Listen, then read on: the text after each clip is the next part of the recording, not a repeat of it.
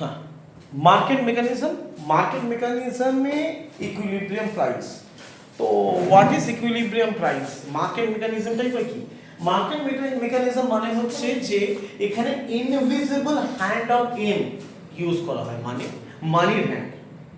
সোজা কথা, আমাদের মার্কেটেতে অনেক রকম ক্যাটাগরির জিনিস থাকে। আমরা আমাদের পারচেজিং পাওয়ার বা খরচ করবার ইচ্ছা হিসেবে কিছু জিনিস কিনি, কিছু জিনিস কিনি না। যে জিনিসটা মার্কেটে কমে যাবে এবং ডিমান্ড বাড়বে, সেটার আস্তে আস্তে অবভিয়াসলি দামও বেড়ে যাবে। এটাকে মার্কেট মেকানিজম সোজা কথায় বলে।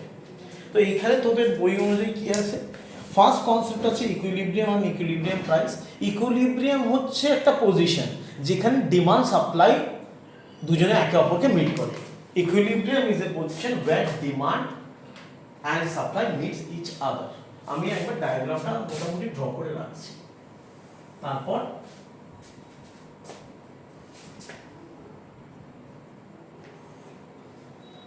এটা ডিমান্ড কার্ভ, এটা সাপ্লাই কার্ভ। তো এইটা হচ্ছে আমাদের ইকুইলিব্রিয়াম পয়েন্ট। এইটা আমাদের ওয়াই অ্যাক্সিসে প্রাইস ইন্ডিপেন্ডেন্ট, ওই জন্য প্রাইসটা এখানে, কোয়ান্টিটি ডিপেন্ডেন্ট, কোয়ান্টিটিটা এইদিকে। সোজা ধরে নিন এইটা ইকুইলিব্রিয়াম কোয়ান্টিটি, এটা ইকুইলিব্রিয়াম প্রাইস, আর এইটা হচ্ছে ইকুইলিব্রিয়াম পয়েন্ট। এইটা হচ্ছে সেই পয়েন্টটা যেখানে এই ডিমান্ড কার্ভ সাপ্লাই কার্ভ দুজনে একে অপরকে ক্রস করে। মানে এই এমন একটা প্রাইস যেখানে যতটা ডিমান্ড আছে ততটাই সাপ্লাই, ঠিক? যতটা প্রাইস আছে মানে ঠিক ততটা। হ্যাঁ হ্যাঁ, এই প্রাইসটা হ্যাঁ হ্যাঁ হ্যাঁ। তো ওটায় আরো ডিটেইলটা পড়ে আসছি। তো এখানে ফার্স্ট কনসেপ্ট দিয়েছে equilibrium and disequilibrium. Equilibrium refers to situation in which the quantity demanded of a commodity equals the quantity supply of a commodity. সোজা কথা, কোয়ান্টিটি ডিমান্ডেড আর কোয়ান্টিটি সাপ্লাই একে অপরকে ক্রস করে বা টাচ করে। ইকুইলিব্রিয়াম প্রাইস কি আমি বলে দিলাম। এবার ডিমান্ড সাইডে, demand for a goods generated by the buyer. বায়াররা সবসময় চাইবে যে যত কম দামে যত বেশি জিনিস আমরা পেয়ে যাই। বায়ার সাইডের সবসময় ইন্টেনশন হচ্ছে দামটা যত কম হবে তত বেশি কিনবো, যত কম দামে যত বেশি। যখন মার্কেটে বার্গেন করতে যাস, দুর্গাপুজো হলো বা দিওয়ালি হলো, তোরা যখন যাস তখন একটা জিনিস দেখে তোর মনে হলো এটার দাম 700 টাকা হবে, দোকানদারকে বলবি 700 টাকা দেবো, এটা দিয়ে দাও না, দোকানদারকে দাম জিজ্ঞেস করবি, 700 টাকা কম হলে তোর নিয়ে নিবি। যদি সে 700 টাকা বেশি বলে 1000 টাকা বলে, তোর 700 টাকা দেওয়ার হচ্ছে, তুই কিন্তু 700 বলবি না, তুই 500 বলবি, ঠিক? তো বায়ার সাইডে এটা শুরু হবে 500 থেকে, সেলার সাইডে এটা শুরু হবে 1000 থেকে। এই করতে করতে করতে করতে বায়ার নিজের অ্যামাউন্টটা বাড়াতে থাকবে, সেলার নিজের অ্যামাউন্টটা কমাতে থাকবে। এর পরে যদি 700 আসে, সেলার বলে এর থেকে নিচে আমি দেবো না, তাহলে আমি চলে যাব,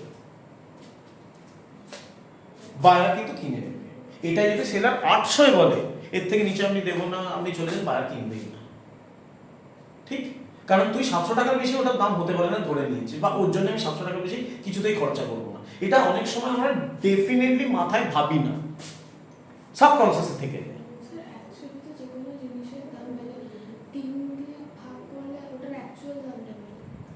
না না, that is bargaining technique of new market. New market বা গড়িয়াহাটের বার্গেনিং টেকনিক, ওটা অ্যাকচুয়াল কোনো রুল নেই।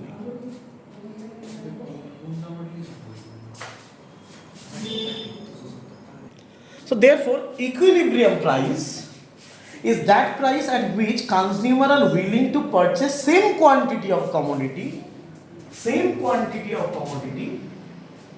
which sellers want to sell. তো এখানে প্রাইস ডিটারমিনেশনটা আমি একটু বোঝাই।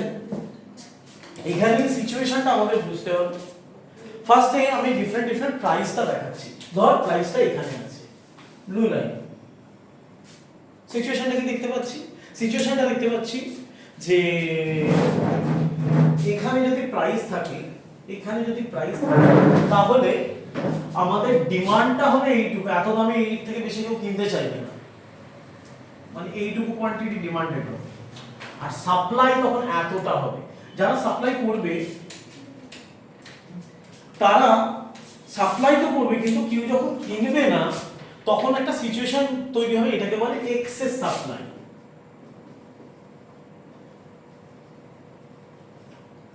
এটাকে বলে এক্সেস সাপ্লাই সিচুয়েশন। ঠিক আছে, এই যে গ্যাপটা এইটা হচ্ছে এক্সেস সাপ্লাই।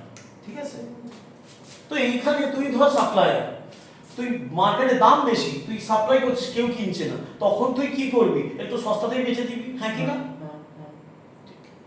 এটা একটা সিচুয়েশন। এই সিচুয়েশনে দামটা নিচের দিকে পুশ হয়। আবার অন্য একটা সিচুয়েশনে চলে যায়, গ্রিন লাইন দিচ্ছি, এইখানে যদি প্রাইসটা থাকে, এইখানে দেখ সাপ্লাই খুব কম, লোকে বেচতে চাইছে না এত সস্তায়, দু একজন হয়তো মার্কেট থেকে বেরিয়ে গেছে, কিন্তু যেহেতু এত সস্তা লোকে প্রচুর ডিমান্ড করছে। যখন ডিমান্ডটা প্রচুর থাকবে, যারা সাপ্লাই করছে তারা বুঝতে পারবে যে নেই নেই নেই, লোকে বলছে এক্ষুনি দাও, দরকার হলে 2 টাকা বেশি নিয়ে নাও, আমার এটা চাই। তো তখন এই সিচুয়েশনটা প্রাইসটাকে উপর দিকে পুশ করবে। এই সিচুয়েশনটাকে বলা হয় এক্সেস ডিমান্ড।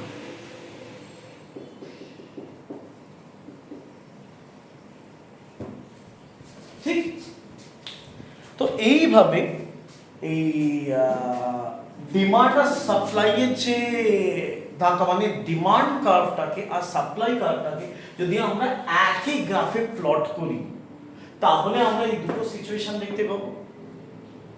পার্টিকুলার প্রাইসে যে প্রাইসটায় ডিমান্ড আর সাপ্লাই কার্ভ একে অপরকে মিট করবে, সেই কার্ভটার আমরা নাম দেবো ইকুইলিব্রিয়াম। তো এইটা হচ্ছে আমাদের ইকুইলিব্রিয়াম পয়েন্ট, এইটা হচ্ছে আমাদের ইকুইলিব্রিয়াম প্রাইস, আর এইটা হচ্ছে আমাদের ইকুইলিব্রিয়াম কোয়ান্টিটি। বুঝতে পারলাম? ইকুইলিব্রিয়াম কার্ভটা কোনটা স্যার? ইকুইলিব্রিয়াম কার্ভ না, equilibrium point. Demand curve supply curve যখন একে অপরকে ক্রস করে, সেখানে যে পয়েন্টটা তৈরি হয়, এটা সেই পয়েন্ট যেখানে এই পার্টিকুলার দামে লোকে যতটা কিনতে চাইছে ততটাই লোকে বেচতে চাইছে। সাপ্লায়াররা এতটাই বেচছে আর বায়াররা এতটাই কিনতে চাইছে। তো এটাই ইকুইলিব্রিয়াম কোয়ান্টিটি। আর যে প্রাইসে ইকুইলিব্রিয়াম কোয়ান্টিটিতে আমরা পৌঁছলাম, সেটাকে আমরা বলছি ইকুইলিব্রিয়াম প্রাইস। বুঝতে পারলো? এমনি ড্র করতে হবে, মানে গ্রাফটা তো করতে হবে। গ্রাফ পেপার দিয়ে বা ড্র করতে হবে না, হাতে করে ড্র করতে হবে। একটা ডিমান্ড কার্ভ, একটা সাপ্লাই কার্ভ, আর যেখানটা এটা ক্রস করবে সেখানে তোর ইকুইলিব্রিয়াম বানিয়ে দিবি। বোঝা গেল?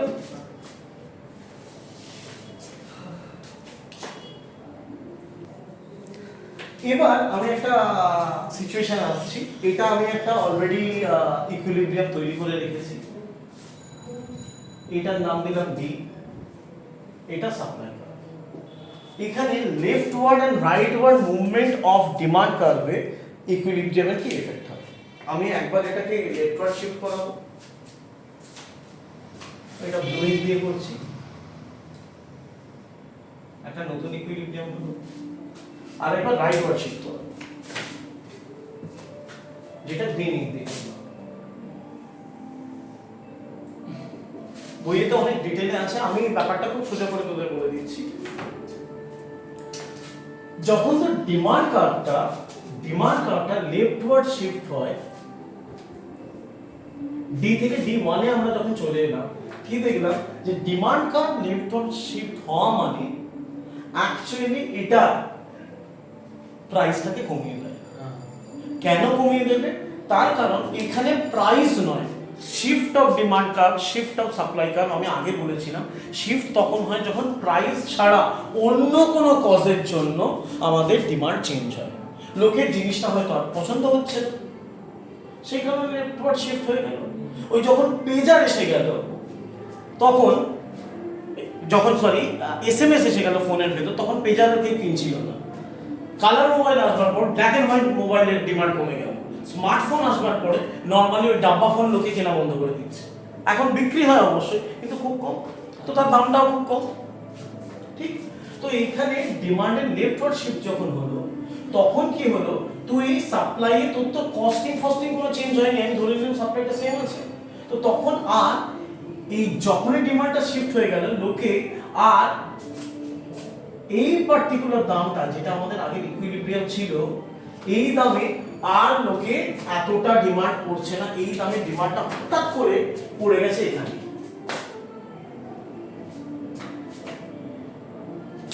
আর সাপ্লাইটা তো এখানে চলে, মানে সাপ্লাইটা এখানেই রয়েছে, ডিমান্ডটা তুম করে এখানে চলে যাবে।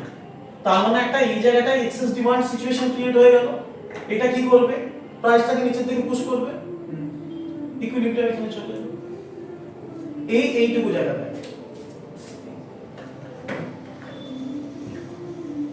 ইকুইলিব্রিয়ামটা এখানে ছিল আমাদের।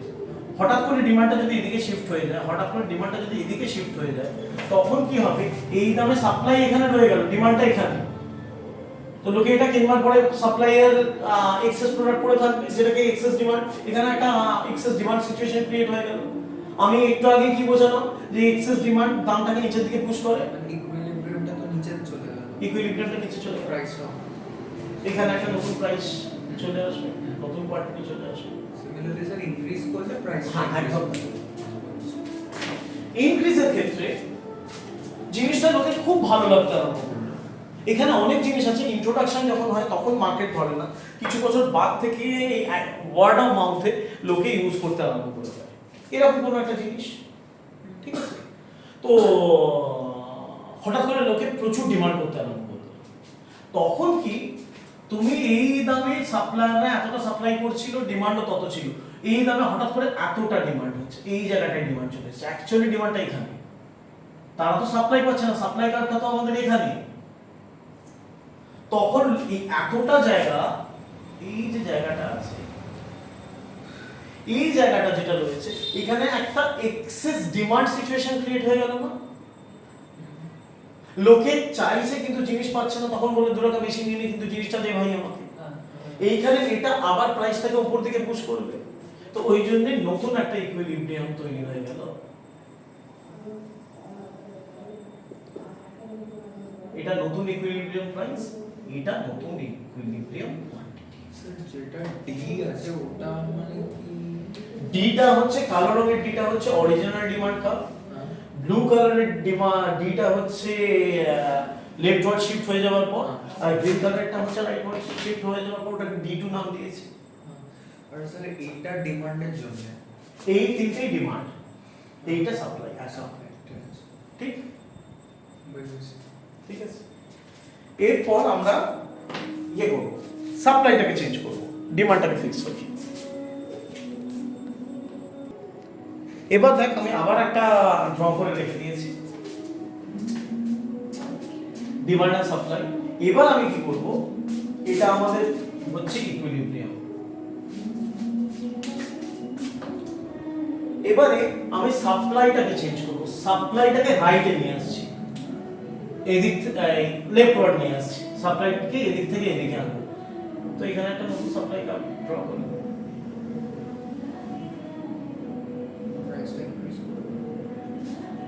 leftward shift of supply actually increase decrease of supply হয়। সাপ্লাই এর ডিক্রিজ হয়ে যাওয়া মানে এই সময়তে এইটা ছিল তো ইকুইলিব্রিয়াম, এখানে এতটা সাপ্লাই ছিল, এতটা ডিমান্ড ছিল, হঠাৎ করে এই দামে তুই তো সাপ্লাইটা এখানে কমিয়ে দিবি। স্যার সাপ্লাইটা যদি বেড়ে যায় ওটা বাড়াটা আমি পরে আসছি, এখন সাপ্লাইটা কমে যাওয়ার এটা দেখাচ্ছি। এটা সাপ্লাই কমে যাচ্ছে, লেফট ওয়ার্ড শিফট, ঠিক আছে, বাঁ দিকে আসছে, সাপ্লাই লেফট ওয়ার্ড শিফট হলে কমে যায়। এটা ভালো করে চেক কর, বুঝে যাবে।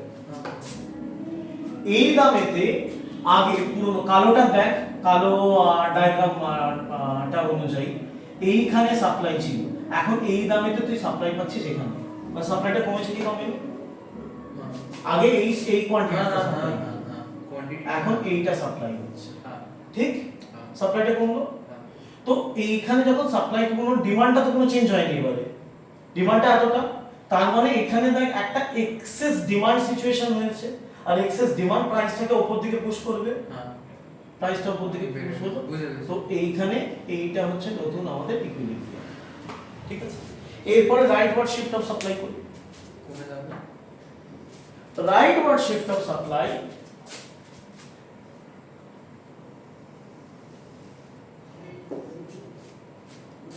স্যার ইনক্রিজ করলো হ্যাঁ Price এই কমালো। পার্টিকুলার দামে হঠাৎ করে এর বদলে এতটা সাপ্লাই হতে আরম্ভ করলো, সাপ্লাই বেড়ে গেল কিন্তু কেনবার লোক নেই, price decrease excess demand situation একটা এক্সেস সাপ্লাই সিচুয়েশন একটা হলো, এক্সেস সাপ্লাই সিচুয়েশন কি হবে, প্রাইসকে কমাবে, ইকুইলিব্রিয়ামটা এখানে নেবে, দিস ইজ নিউ ইকুইলিব্রিয়াম। বোঝাতে পারলাম? ইট ইজ অলমোস্ট সেম আলাদা ছিল হ্যাঁ ওখানে ডিমান্ডটা চেঞ্জ হয়েছে, এখানে সাপ্লাইটা চেঞ্জ হয়েছে, হ্যাঁ ঠিক? তো এরপর আমি একটা ড্র করব যেখানে ডিমান্ড সাপ্লাই দুটোকেই চেঞ্জ করবে।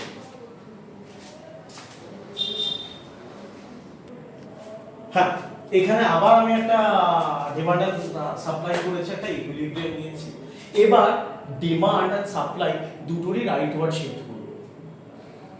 এর আগে যে দুটো করেছি তাতে দেখেছি ডিমান্ডের রাইট ওয়ার্ড শিফট প্রাইসটাকে বাড়ায়, সাপ্লাই এর রাইট ওয়ার্ড শিফট প্রাইসটাকে কমায়। তাহলে দুটোকেই সরিয়ে দেখি কি হচ্ছে।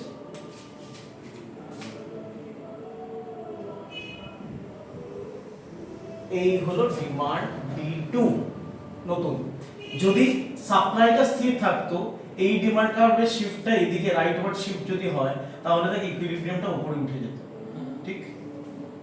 এটা স্যার ইনক্রিজ হচ্ছে তো এখনো শেষ হয়নি, আসছি।